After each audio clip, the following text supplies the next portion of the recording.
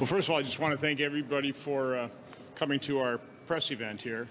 I think one of the things that we've been disappointed in, those of us who are concerned about homeland security or national security, is how much or how little the crisis at the border has been covered, how much it's been ignored. And I don't think we can ignore it. I don't think it probably comes as any surprise that I would come here if I'm leading this and not have a chart. I hope there are plenty of copies of this around that we'll distribute, and we can provide it to you electronically as well. But on a macro basis, this chart really just does tell the story in pretty stark terms. You can see this is not a seasonal migration. This isn't something temporary. When we had the enormous surge in 2018, that dwarfed the humanitarian crisis, according to President Obama, in 2014. But we pretty well had that fixed. President Trump engaged in the agreements with Central America, with Mexico. He enacted policies. He was building a fence. And you can see we pretty well had gotten the unaccompanied children, people exploiting our asylum laws as family units, under control until President Biden, on his first day of office, dismantled all of those successful policies. Now we have an out-of-control situation on the border. It's a significant risk to our national security, which I'm sure many of my colleagues will cover later on. In terms of the numbers, they're pretty stark. In calendar year 2021, over 2 million individuals, I love this, they changed the word on this, they were encountered. When I was chairman of Homeland Security, we called that apprehensions. But even back then, it was people were being apprehended, processed, and dispersed. Now the processing and dispersing is happening so quickly, they're just calling it encounters. But over 2 million in calendar year 2021. Known gotaways, another 344,000. So a total of 2.4 million people in 2021 came to this country illegally. About a little more than 1 million in return. So over 1.2 million people are in this country undocumented, illegally, and quite honestly, we really don't know where they are. 1.2 million people. And put that in perspective, that's a number that is larger than the population of 8 states. And again, we don't even know how many unknown gotaways there were. We don't know the extent of the human trafficking. Although we do know, and by the way, Senator or Vice President Harris ought to know, because she's on my committee, we had testimony that children have been sold for $84 by the human traffickers to create a family unit to exploit our asylum laws. We have no idea the extent of sex trafficking. Although I do know, having gone down and with Democratic colleagues down in Guatemala, I've seen the shelters for sex-trafficked little girls. We know they are given birth control because so many will be sexually assaulted on this dangerous journey. We have no idea the full extent of the drug trafficking. We have no idea the extent of all the gangs and gang members that are coming in here and populating and increasing the number of gangs in our inner cities. We also have no idea how many SIAs. I first heard that term by General Kelly when he was head of Southern Command, special immigrant or special interest aliens. We have heard reports of people from 100 different countries coming into this country illegally. That represents a significant threat to national security. So the bottom line is this didn't just happen. This out-of-control flow of illegal immigration, this crisis at the border, is a direct result of President Biden's policies, aided and abetted by Democrats here in Congress. We've held 3 votes on the floor of the Senate to just build the wall. It's important to recognize we are spending more not building the wall than having completing it. That's a travesty. And what's really a travesty is getting control of our border was the first step. It's the necessary first step to actually fixing our immigration problem, to standing up a functioning legal immigration system, of addressing the DACA kids. You have to first secure the border so the American public has confidence that we're going to do so. So this has been a real travesty, and I'm sure we'll hear from my colleagues as well in terms of different aspects of this. But first, I'll call on Senator John Thune. Well, thank you, Ron. Under the Biden administration, we have seen the worst border crisis in American history, and the numbers bear that out. In 2021, the illegal border crossing attempts were more than 2 million. This is a national security, and it is a humanitarian crisis. You look at just the things that are coming across the border, the fentanyl problem in and of itself. Fentanyl seizures are up 134% nationally, and in some southern border communities, it's 1,000% up in terms of fentanyl seizures. And fentanyl has now become the number one killer of Americans between the ages of 18 and 45. There are communities that are in chaos. There are border agents who are being overwhelmed, overrun, and the administration doesn't seem to care about it. The president has yet, the president of the United States, huge crisis, the president has yet to go to the border. And his border czar, the vice president, has been completely missing in action. And so I hope, the president has said that after this first year, which he says is a tough year, he wants to get out of Washington, D.C. more. I hope he starts by going to the southern border, because what is happening right now is a dereliction of duty by this administration, and it needs to stop. Who's up next? Well, the southern border is in tatters. There's no question about it. And Joe Biden does not care. Doesn't care. He hadn't been there since 2008, and that was just a drive-by. Doesn't care about the criminals, gang members, drug dealers, what's coming across the country. Basically ignored the problem ever since early on as an administration, when he sent out the signal, you come to the United States illegally, you get to stay. That's what he told the world. And then the Democrats in the Senate and the House, what do they want to do? They want to grant amnesty to those individuals. So what are the numbers? In the last 3 months, more people came to the United States illegally than in the entire year of 2020. More in 3 months than in that entire year. You've heard the numbers, 2 million illegal immigrants. And we know what works.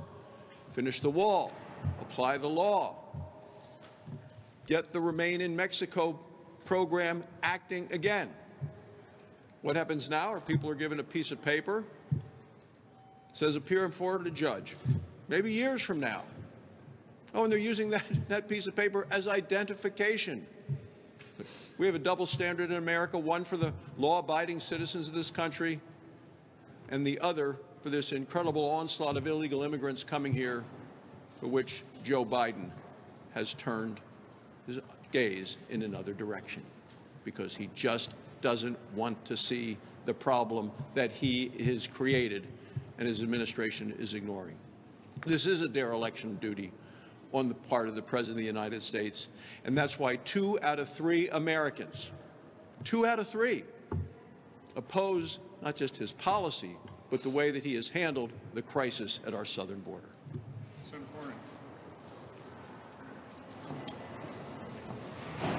Of the long list of failures of the Biden administration, failure to secure our border has to be at the top of the list. And I agree with my colleagues who said he doesn't care. He just doesn't care. Meanwhile, the transnational criminal organizations that smuggle human beings into the United States, and you've already heard from Senator Johnson and others, mingled among those migrants that you might suspect are coming for economic reasons, are convicted felons, sex offenders, and people who've committed terrible crimes here in the United States or in their home country. And the president appears to be oblivious to, in addition to the humanitarian crisis and the security crisis, the public health crisis that was alluded to here a moment ago. Last year, 100,000 Americans died of drug overdoses. The fentanyl and other drugs that caused those overdose deaths, by and large, came across our southern border. So I thought, coming from a border state, maybe the president needs a place to start. That's why I reached out to Senator Sinema, another border state senator, a Democrat, my colleague Henry Cuellar from Laredo, a Democrat, and Tony Gonzalez, a Republican from a border district. And we came up with the Bipartisan Border Solutions Act. Not a panacea, but a place to start. The Biden administration has shown zero interest in that or any other solution. And as you've seen, Secretary Mayorkas, who's been down to the border recently, he's had Border Patrol agents turn their back on him because basically he is not allowing them to do their job. It's a travesty. I wish there was something we could do or say that would change their conduct of the Biden administration. The only thing I can think of is the American people can rise up in these midterm elections coming up and give Republicans the majority in the House and the Senate so we can put legislation, meaningful legislation, on the president's desk. Thank you, Senator Johnson, for doing this. It is Groundhog Day, and I was here in October with many of us when we had a press conference in the press room in the Capitol talking about this very issue. And basically the bottom line was, do something. So here we are again, more press conferences, more statistics, more outrage at the situation at the southern border. So I'm the ranking member on the Homeland Security Appropriations Committee. That means we're looking at the dollars and the numbers very, very closely every single month. In December, nearly a month after the December statistics were complete, finally the administration has released them. And we kept saying, what's taking so long? Why? Why? Because the numbers have just gone up and up. This number of December of 179,000 is 242% higher than the previous year of December 2020. So these numbers are staggering, and the lack of information about these numbers is very disappointing and makes you know that they know the effect these numbers will have on American citizens, and they want to try to bury them within the news cycle how best they can. But, there are other costs. We talk about human costs. We talk about the cost to our communities, and certainly Senator Cornyn, being from Texas, could really tell us a lot about that. But again, this is costing us last year about $1 billion. I'm going to outline these quickly. $335 million for housing, $160 million for medical care. This is just in Homeland Security. Health and Human Services has an even larger budget on health. $90 million on hotels and processing, $70 million for overtime for personnel at the border, and another $60 million for shuttling migrants from one facility to the next.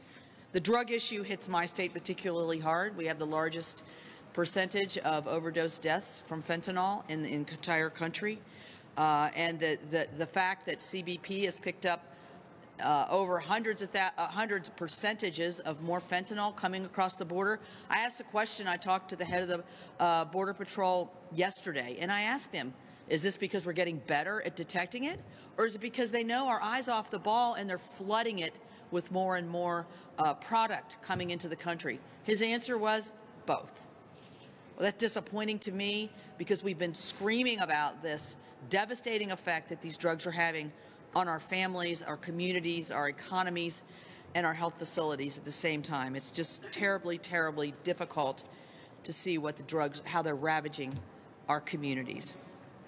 So lastly, I would say, Mr. President, it's February of 2022. You've been in office now over a year. Your yearly statistics is more than any other year in the history of immigration. Over 2 million people. Do something.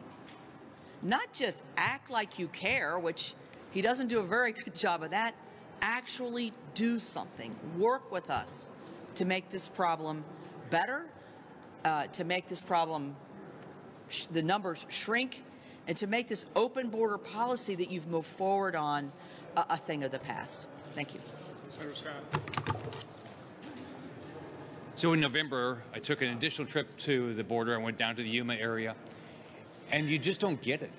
If you go talk to the Border Patrol agents, the first thing they'll tell you is they've been there through a variety of presidents, and every president tried to do something except for this one. They said this president tries nothing. They have no interest in trying to secure the border. Every time I've been down there, what you see is steel just sitting around. Where I went in Yuma, the way it works down there is the immigrants would fly into Mexico City, take a flight to, I think, Mexicali is the closest city, take a bus or an Uber right to the border, and just walk across. Border Patrol would watch when they're coming. They would have a van. They would pick them up. And the expectation would be they would be somewhere around the United States within 2 days. You can't make this stuff up. Why would you do this? So we all know the numbers. I mean, 2 million people have been apprehended. 100,000 people have died of drug overdose. Now, let's put that in perspective. I think 2 weeks ago, I talked to an individual in Florida, a mom. Her 21-year-old son came back from the service, surprised her for her birthday. Went out that night with some friends. The friend her son said he was nervous about something, gave him a Xanax. In 5 minutes, he was dead. A Xanax had been bought over the internet, had Chinese fentanyl in it. Like that, her son's gone. There's stories like that all over the United States. And why the Democrats and why the president doesn't care about 100,000 people dying of drug overdose is beyond me. Why the president doesn't care to comply with the law. Why he doesn't care, he turns his back on Border Patrol. And then he takes our dollars, our hard-earned dollars that are paid for by somebody having a job or a business trying to make a profit. He takes those dollars and pays for illegal immigrants to fly all over this country. And this makes no sense at all. And then in Mayorkas, he comes to committee, comes to Homeland Security, and he says, oh, the border's secure. That is a complete lie. What I tell people when I go back home is, do not trust information coming out of the federal government. First off, I bet even this, as bad as these numbers are, the Biden administration tries to massage them. And then they come and lie to us in committee. The president needs to show up and start doing his job. Senator Moran. Thank you, Ron. Good afternoon. Good afternoon, everyone. The border, if there is a border plan from this administration, I don't know what it is. If there's a border plan, I can't see that anything is being implemented that is making the difference necessary to protect the well-being of Americans. There's a tremendous increase in crime in the United States. People are insecure in their communities and their homes. So much of the border efforts will determine whether or not we're able to get a handle on increasing crime in this country. My most recent trip to the border, indications were that we are failing time and time again to intercept fentanyl, drugs, human trafficking, all which creates challenges on the border, but which creates challenges at home in Kansas as a result of the laws that are then broken by folks who make their way across the United States. I would add an additional thing. My conversations with federal law enforcement agencies. The Chinese are capable of crossing our border with the assistance of the Mexican cartels to do things that are very damaging to our national security, to our defense posture, and to our economic security. Time and time again, the Chinese are able to cross the border from Mexico to the United States for purposes of destroying our economy by stealing our secrets. What happens on our borders has a huge consequence to Kansans, the safety and security in their homes and communities, and whether or not our nation is able to defend itself from adversaries like China. Thank you. Senator Langford. The Biden administration proposal and their detailed plan on what to do on the border is working exactly as they planned it to work. No one will ever convince me this is an accident. If this was unintentional, they would have already responded to be able to stop it. Not only are they not stopping it, they continue to find people and find new ways for people to not follow the law. Their plan for the border is working exactly as they planned for it to work. How do I know that? January the 20th of last year. President Biden stepped in the very first day, stopped border wall construction. He put handcuffs on Border Patrol and on CBP and told them they couldn't actually engage, took away every international agreement that we had with any country to be able to limit border security. He took those away immediately with no plan to substitute. If any one of these reporters were to go to anyone in the administration right now and say, what is your plan for when the COVID epidemic ends to be able to limit the flow of people coming across the border, they would tell you, we don't have one. We don't know. What they call Title 42 authority, the limited number of people they are turning around under the COVID pandemic rules, they have no replacement for that. I spent last week down on the Texas-Mexico border. I met with Border Patrol. I met with CBP. I met with ICE. I went to the places that Ellie Mayorkas did not go, and the president and the vice president would not go and have not gone. Here are the things that I saw firsthand. And I would encourage any reporter to go check my facts on it and to go look and see on it. What I saw firsthand was a large-scale facility that they have set up for the MPP, the Remain in Mexico program. They're doing that because the federal courts have ordered them to reinstate that policy. That building is empty. So far that they had evaluated 60 people that might be eligible for it, but as they went through the review process, they excused 57 of those and only were running 3 people through it. 3. That was last week in Brownsville, Texas. I'd encourage anyone to go look at that facility. The federal taxpayers are paying millions of dollars for a decorative item so the Biden administration can tell the courts we're implementing MPP but not actually doing it. I'd encourage you to go back and look at the wall because the Biden administration is saying we're closing the gaps. We're closing the gaps. There are gaps in the wall. We know it's nonsensical. We're closing the gaps. I'd encourage anyone to actually go see what's happening because you'll see generations of 30-foot wall that's there with a gap in between, and they're closing the gap with a fence about this tall. And that's they're closing the gap in between. That's what's actually going on at the border. So don't believe actually the numbers and the statistics and things that are coming out. Go see it for yourself and know. And go talk to the Border Patrol agents, which will tell you every single person crossing the border pays between $4,000 and $30,000 per person to actually cross that border that they pay to the cartels. The Biden administration has been the greatest profit maker for the Mexican cartels that we've ever seen in their ability to be able to move humans and smuggling and to move drugs across our border. I believe the vast majority of the people do not agree with the Biden plan that he's executing right now for the border. I believe the vast majority of the American people want to see a secure border, by the way, like every other nation in the world wants to see. Everyone wants to be able to see a secure border. We are no different on that. And we look for the Biden administration to actually have a plan to secure the border rather than running their current plan to leave an unsecure border. Senator Ron. So it was roughly a year ago when many of us here, I think there were 18 Republican senators that were down on the border. I'm going to give you, you've heard a lot of stats. I mean, they speak for themselves. What I remember is we got there a little before midnight. You get down to the river, and I was with one of the Border Patrol men, and all of a sudden you hear heckling coming from across the Rio Grande. So the system is so gamed then, and I asked, well, what are they saying? Well, we're going to keep coming, and I think they referenced Biden at the time as well. That's a sad story. I remember we took a trip up the Rio Grande, and on our way back, there was commotion on the other side of the river. I said, what is going on there? Well, that's a floater.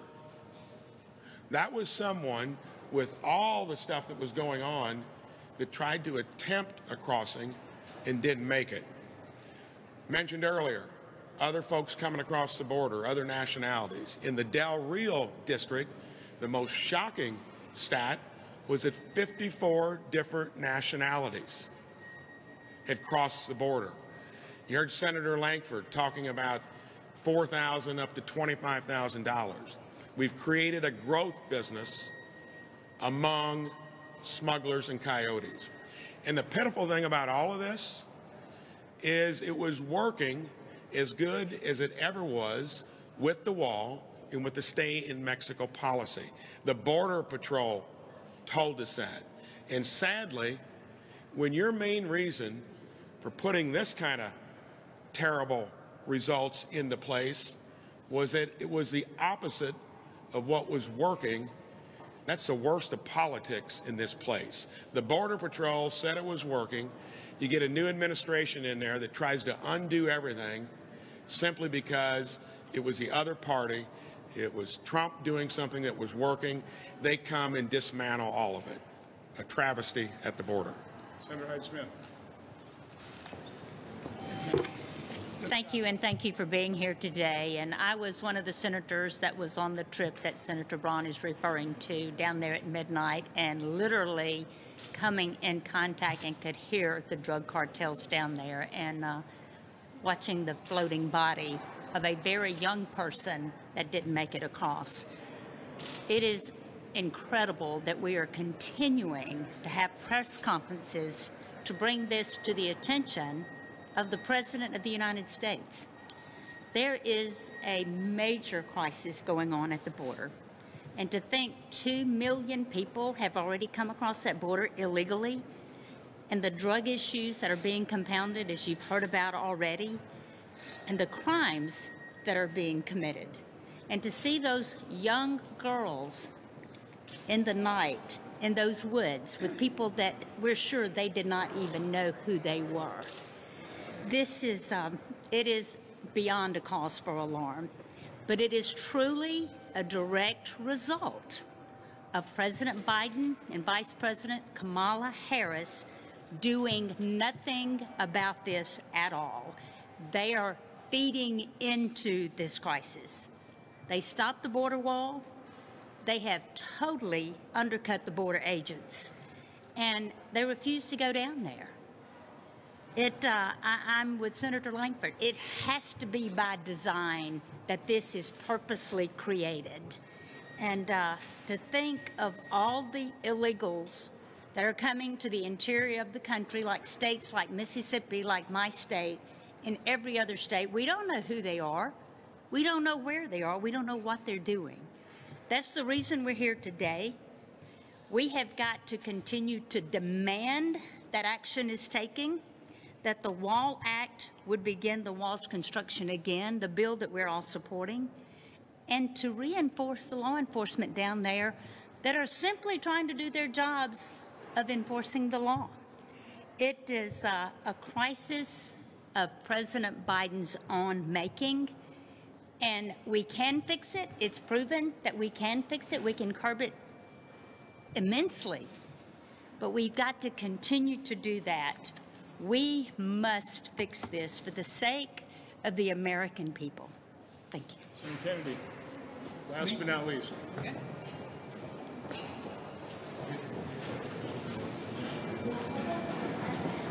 Well, I want to take a little bit of a different approach. I think it would be fair to say that if you have a pulse and a marginal desire for a better life, you understand that we have a problem at the border. And the American people don't like it. The American people don't completely understand it. The American people don't understand why a Nigerian doctor or a German machinist has to be vetted for years. But if you can jump the fence at the southern border, you're welcome. That makes no sense to them. And I think as a result, many Americans, perhaps even most of Americans, have concluded that this is purposeful.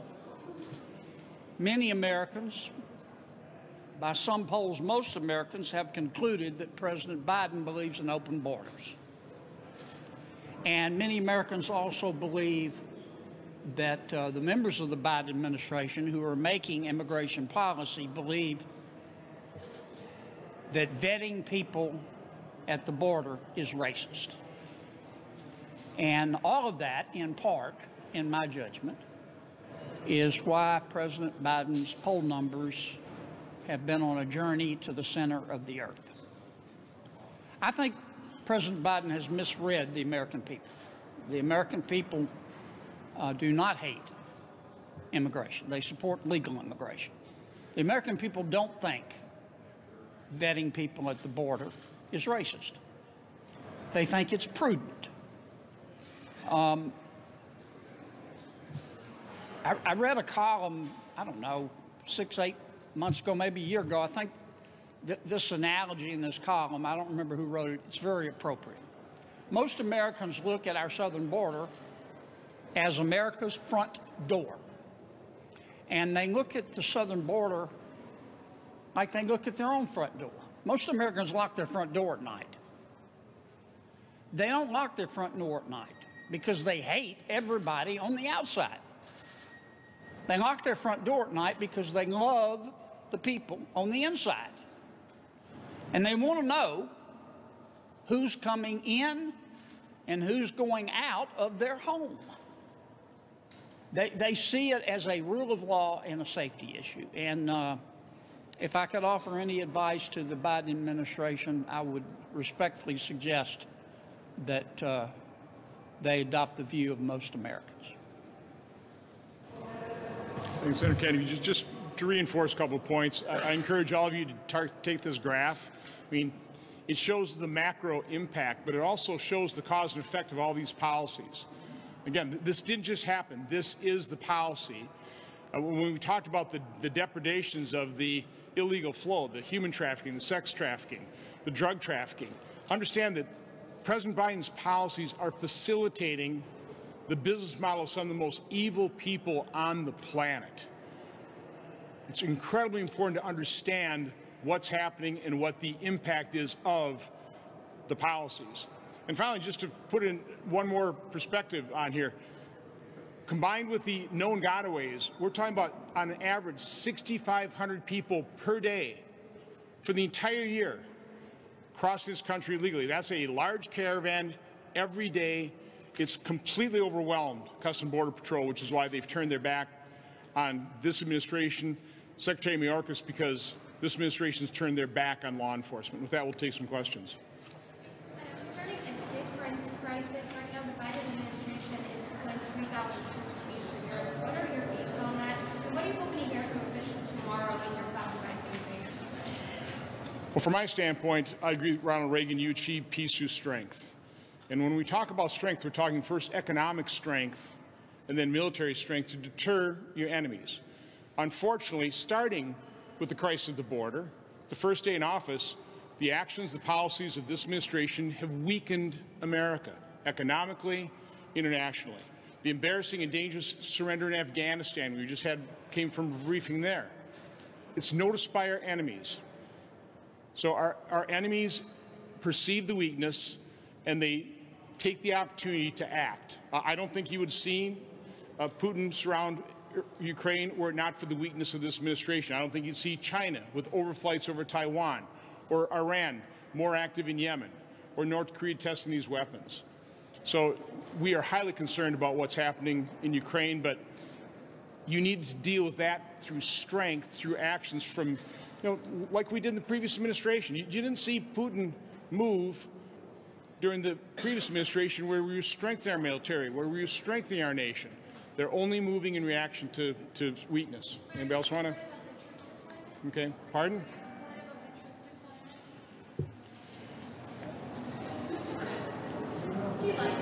I think it's. I don't want to aid. I don't want to provide any comfort to Putin. I don't even want to answer that question, sir. The crisis at the border.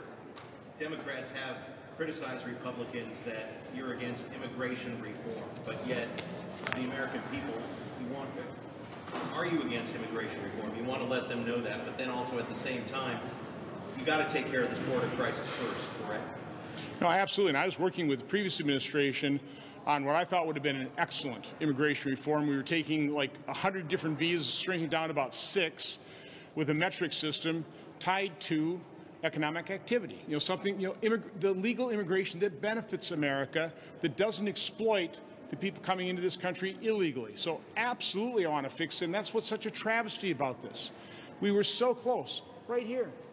We'd pretty well almost gotten rid of the flow of unaccompanied children, families exploiting our laws. We still have, single individuals coming because every Democrat presidential candidate was saying, we're not going to deport anybody, we're going to give free health care.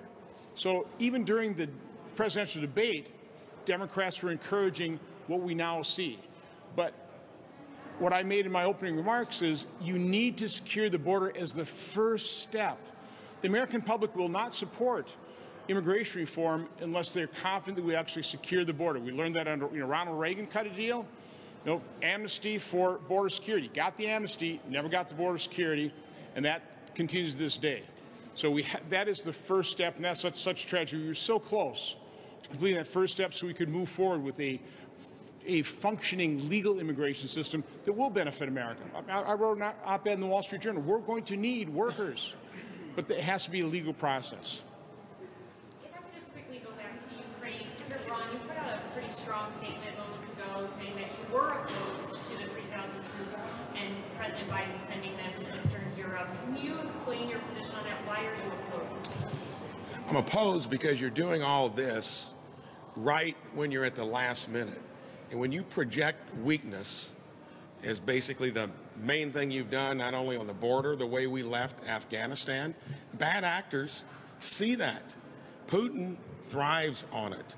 So when you're doing things like talking about troops, the long-term thing that President Trump tried to project is be strong.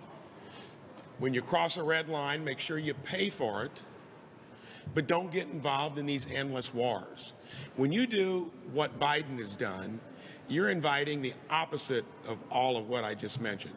And we're in the midst of it. You can't fix these things once you give all the advantages to the biggest mischief maker in the world.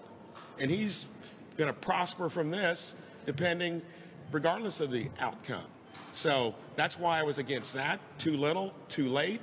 It also gets you embroiled in something where you should have had more strength and prevention, not get caught in the swirl of the moment. What should President Biden do right now? Sadly, you're limited to few options. I mean, and Putin has all of them.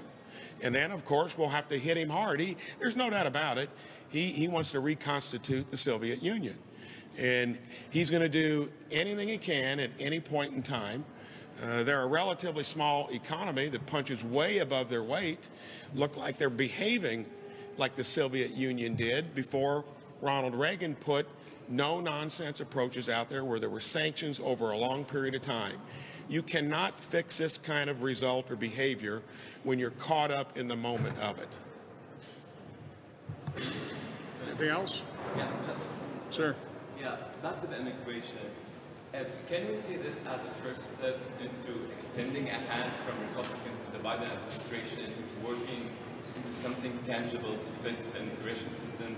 You mentioned the polls about the declining numbers for President Biden. Also, some polls are showing that Americans are really tired from the infighting between the two parties without anything tangible on all the issues that really touch their own lives on a daily basis, especially immigration. Well, again, I'll point back to that moment in time. After the previous administration pretty well solved the problem, that was a time where we could have had a cooperative bipartisan agreement to have stand up a functioning legal immigration system. That was all blown up. I mean, we have set ourselves back so far in terms of being able to address and stand up a legal immigration system. That's what's such a shame about what President Biden and his administration has done. But, listen, good bipartisan step. How about we finish building the wall that we've already paid for? It's costing the American taxpayer more money not to build the wall than to have completed it. And that just leaves us open for all the problems associated with the illegal flow of the crisis. Okay, thank you very much.